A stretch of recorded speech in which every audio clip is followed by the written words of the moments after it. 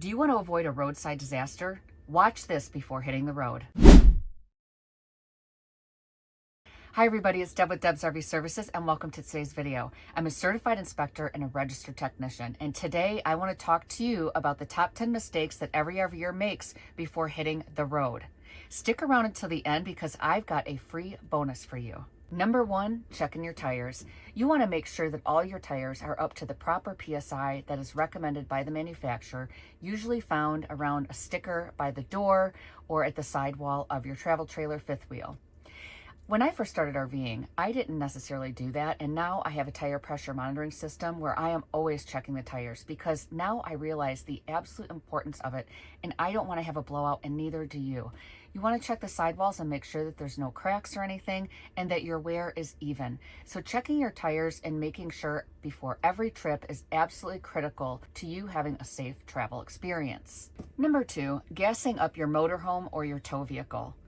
So one of the most important things that I learned was getting a fresh tank of full gas before I left for a trip. When I had a towable, I used to want to gas up my SUV, or if you have a truck, doing that so that you don't have to stop at a gas station right away and try to navigate yourself into one of those really tight spaces in a gas station. Now that I have a motorhome, what I do is I look at my trip and I find during my route where there's a Love's or there's some type of trucker gas station that I can stop in that's easy for me. And then I always refill about halfway. The reason I do that is because I have been in these really awkward situations where I've had to stop in more of a city atmosphere and get gas and try to squeeze myself into these gas stations where cars are parked everywhere, and we need to have wider spaces to turn. And I've even had to unhook my motorhome, my car from my motorhome, just so I could navigate myself out of this parking lot. It was crazy. So you want to make sure that you always have that room, and always take your eyes and kind of scout out the area and make sure that wherever you're turning in and where the pump is, that you can easily get out of it.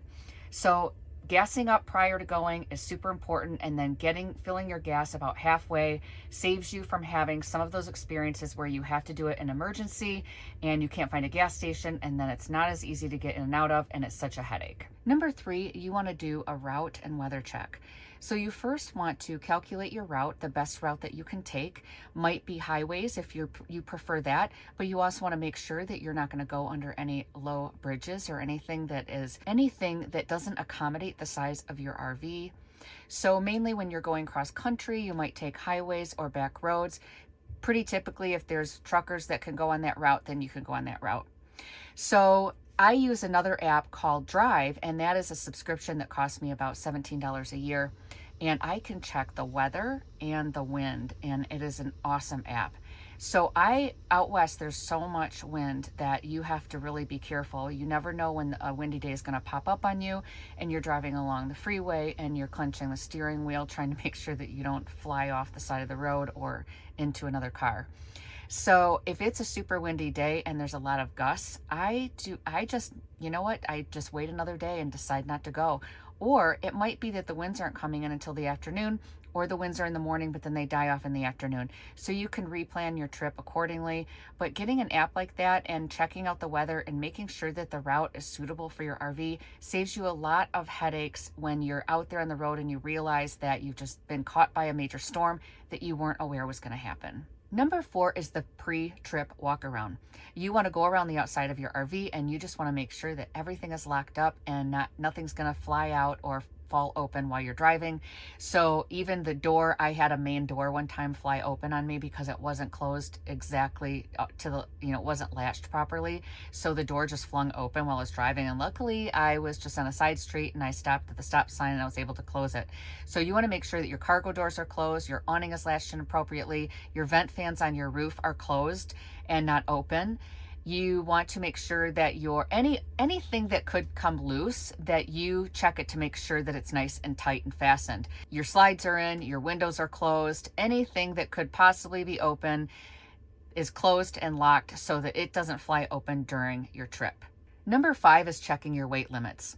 So you want to make sure that you are within your cargo carrying capacity of your motorhome or your fifth wheel travel trailer, whatever you have.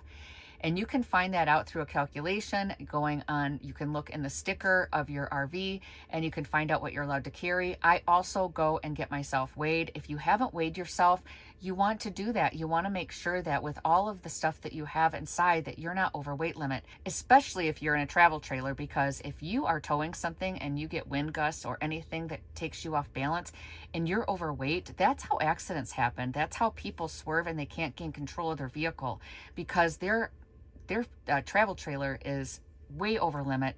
They're carrying too much. Their weight's not distributed properly. I mean, it's a whole thing. I went and got myself weighed. I was in fine. I was within the limits of what my motorhome allowed, which I'm very happy about. I was worried because I'm a full-timer and I thought, well, maybe I am over limit. So I checked. So you can go to any scale, you pay money. I can't remember how much it is, something like $20, and you can get yourself weighed and make sure that you're in the proper weight capacity for what you're allowed to do. It really makes a difference with towing, and it makes a difference if you're traveling across the country. You don't want to be over weight limit. Number 6, securing items in your RV. I can't tell you how many times that things have just flung right out of my cupboard and onto the floor. Or I had a Berkey that I forgot to put on the floor and it crashed and water went everywhere because it was in my shower that's where I was keeping it. And it just kind of fell on the floor and I heard it crashing while I'm driving and I'm thinking, oh my gosh, what is that? And then I pulled over to rest stop and I realized it was the Berkey. But things can go flying out of cupboards if you have loose things on the ceiling. Like I have a plant that hangs from a light or from an antenna fixture and it just flings back and forth when I'm driving. So I just remove it. I set it on my bed, or chimes, anything like that. You really want to secure them. TVs, all the cupboards inside, make sure that they're not so loose that when you get to your site that you just open up that cupboard and everything comes crashing out. I've had that happen so many times I can't even count. So I learned my lessons the hard way. I think I've told you that before. So I've made all the mistakes. So just secure everything inside so that when you get there, you don't have a mess on your hands. Number 7, testing your lights, your brakes, your safety chains, all those good things before you leave. What you can do is you can put your motorhome or your truck that you're towing with the hazards on, and you can do a walk around and make sure that your lights are working. When I am hooking up my car to my motorhome, as soon as I hook up the 7-way pin and I get all that stuff connected, I hit the brakes on my tow car and I can see the brakes on the motorhome working. So that's nice. It gives me that peace of mind. I know they're working correctly. So you always want to make sure that all those things are working, and then make sure that your safety chains are latched. One of the things that happened with me was that it wasn't the safety chains, but it was the 7-way pin. It wasn't in all the way. And so I knew because when I pressed on that brake, it didn't light up. And so sometimes it's loose. It doesn't quite go in. So always check that your lights are working, because sometimes those connections just don't make it all the way. And then just making sure that your breakaway, if you have a breakaway system, that is connected properly so that if there was an emergency, that would engage, and then you would stop the tow vehicle, or it would stop the travel trailer. So you want to make sure that all those things are good and set and you're ready to go. Number 8, having extension cords and dog bones. And this has been such a sore spot with me. When I first started camping, I went to campgrounds. There are state campgrounds in Michigan, and I would show up and my cord would not reach the box. So I couldn't plug my 30 amp in. Well, I had no extension cord, and I had to end up backing my tiny little tab trailer so close to where I plugged it in that it was so funny, because it was like back into the woods. It was crazy. So I learned right away that it was really important for me to have another 30 amp extension cord. So that's what I do. Also carry a dog bone, because you never know when you might end up needing a 50 to 30 or a 30 down to 120. So carry those with you in case you ever need them. Trust me, it happens, and it's always on a Sunday when nothing's open and you can't go buy it at the store. So just get those right now and have them in your cargo area in case you ever need them. Number 9, be sure to have your batteries checked. You have enough water, you have propane. So one of the things prior to going camping is you could end up going to a campground that, say, their water is shut off, or maybe you can't get propane on the way. If you are towing something, then you can just take your bottles and you can go get them filled. Me on a motorhome, I stop at a Love's or a place that carries propane, and I always pull in and I fill up and top off my propane. I don't want to be at a campground enjoying my vacation and all of a sudden I run out and I have to pack everything back up and go into town and find a place that has propane. The other thing with water is that always having a little bit of water. Now, I'm not saying in a motorhome that you should fill your tank all the way full. That's usually not recommended because of weight. I know that I can carry that in my motorhome. So if I'm going somewhere and I'm traveling from somewhere from A to B and I'm going to be doing an overnight, I always at least have a quarter of a tank of water that I fill in my tank, because I don't want to be in a position where I don't have water to flush or have water to just rinse my hands, whatever it may be.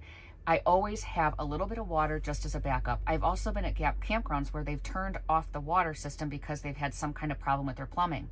So always having a little bit of supply of water in your tank is really important for any time that something might go wrong. You also want to check your batteries before you leave. Just take a look at them. Make sure that your 12 volt is working off of shore power. So if you're hooking up a travel trailer and you go in and you just want to turn on the lights, make sure that they're working correctly. If you're a motorhome, you do the same thing. If you haven't been charging your batteries or hooking them up and having any kind of trickle charge, you could be ruining your batteries, but always make sure that your batteries are working, your terminals are clean. Just do a little breeze by, and also make sure that you have the correct water in your batteries if they're lead acid. You want to make sure that you're always topping that distilled water off. And if you don't know how to do any of that, there are so many videos out there that can teach you, but that's something that's really important. And which is my absolute favorite, because this is something that, believe it or not, is important. Have your snacks and drinks. So I've taken off in my motorhome, had everything ready, did all my checks, made sure my tires were good, made sure my inside was good, and then I sit down, I'm driving off, and I forgot to bring a water over, or a coffee or a tea or whatever it is you're driving with. And I'm like, "Ugh!" Had to stop at the first rest stop and go get my drink.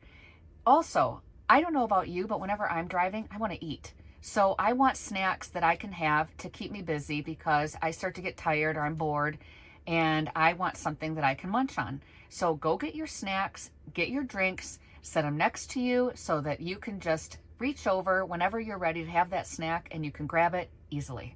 So for the bonus of today, for watching this whole video, and thank you so much, I am giving you a free PDF checklist that you can have, and you can just download it and you can keep it on your PC. You can print it, whatever you want to do, and you can go through and check all these things off. It's a list, it's a checklist that's going to help you remember everything to do before you're going on your travels.